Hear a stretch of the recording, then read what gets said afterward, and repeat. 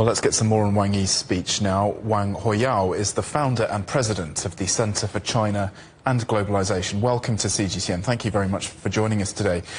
We had a really good summary there from John from the speech of Wang Yi, the Chinese foreign minister. What are your main takeaways from what he had to say? What were the most important lines from that speech at the UN General Assembly? Well, I think foreign Minister Wang Yi has made very significant speech, actually, at the UN General Assembly. And as we see, this year, the UN General Assembly is very important. We have the Future Summit. And, of course, we have also so many world leaders attending that. And particularly with ongoing crisis, wars in the Middle East escalating. And so I think, you know, the Minister Wang Yi's speech was very comprehensive. He summarized well Chinese positions, and also this is just before 75 years anniversary of China, and also actually, you know, we're approaching the 80 years of UN next year as well. So I think, for instance, Wang Yi actually emphasized we should work with peace. China and all the other countries should not really judge each other by ideological, by the values. You know, you should really working for the peace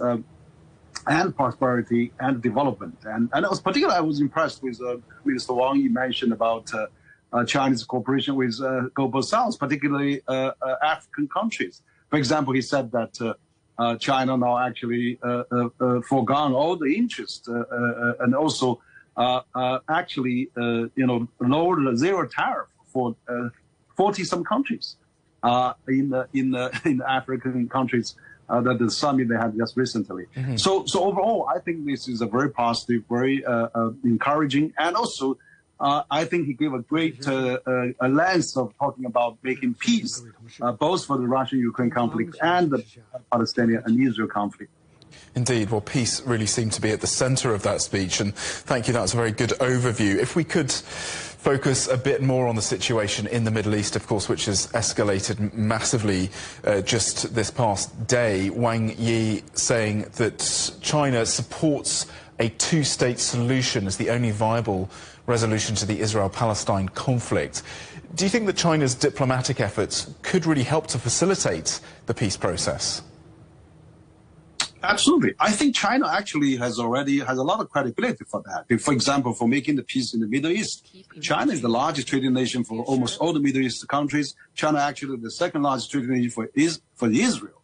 And China has already had a good track record. China has made this Saudi-Iranian peace deal that established diplomatic ties. And also China just recently rallied the 14 different factions of Palestinians leaders gathered in Beijing and had a Palestinian declaration there in Beijing. So I'm thinking now, you know, with Chinese credibility, China has never invaded any Middle East countries. China is the largest trading partner of all the Middle East countries, and China has good credibility there to really not interfering their regional affairs. So it's probably a good time that China can step up its efforts to making peace for the Middle East, particularly for the this Palestinian, Lebanon, and Israel conflict. And what I would actually think, you know, foreign Minister Wang Yi, I remember he used to call for a global peace summit on the Middle East.